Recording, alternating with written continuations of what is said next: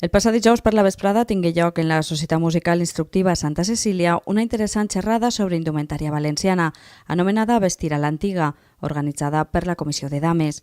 Birma Montagut i Patricia Martínez van ser les encarregades d'explicar a totes les presents com es vestia la dona valenciana de dins cap a fora en el segle XVIII. Anem a fer una xerrada participativa sobre indumentària tradicional valenciana. El propòsit és donar a conèixer de la forma més fiel possible com vestien les nostres avantpassades, perquè anem a dedicar-nos només a la part de les dones, a la part femenina, perquè és un món molt extens i n'hi ha que partir, no se pot fer tot junt. A veure, costa molt perquè és un món que està molt desvirtuat. Jo crec que més que desconegut és desvirtuat. Vull dir, el tema comercial, el tema de la necessitat de vendre i de crear alguna cosa nou ha provocat que s'invente, no? I en tradició no n'hi ha que inventar, sinó que n'hi ha que recuperar i reviure realment el que era la tradició.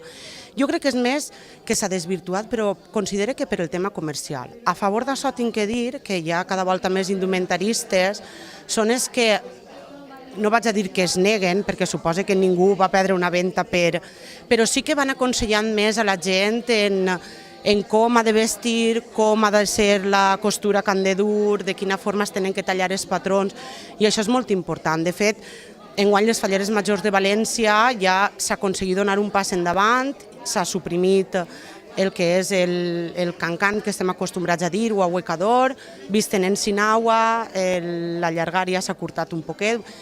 S'haurà d'anar introduint molt a poc, però sí que és de veres que ja va fent-se un esforç per esta olejada de recuperació que estem vivint i pareix ser que ja va acoplant un poquet, però costarà un muntó.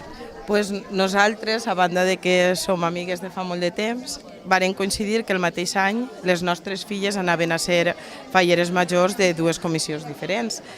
I ens va picar el cuquet, com bé diem, i ens començarem a investigar, i el que començà per foros acabarem estudiant actes notarials. I cada vegada anar picant-nos més i pensarem que si a nosaltres ens havia agradat, a la gent també, i nosaltres, ja que teníem la informació, podíem d'alguna manera, mitjançant les associacions del poble, començar a donar a conèixer això. I la veritat és que ha funcionat i la gent normalment quan acaba se'n va més contenta del que en un principi ens pensàvem. Creiem que anaven a ser més reàcies a tot això i no, la veritat és un bon resultat.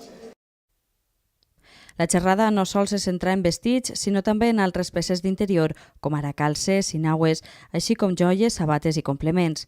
El mal ús i la transformació d'algunes d'aquestes peces i les modes i tendències d'este segle han empobrit el vestir de valenciana, però afortunadament, gràcies al treball d'investigació dels indumentaristes, cada vegada s'està recuperant i les falleres cada vegada més aposten per lluir peces més tradicionals perquè són la història i la cultura d'un poble.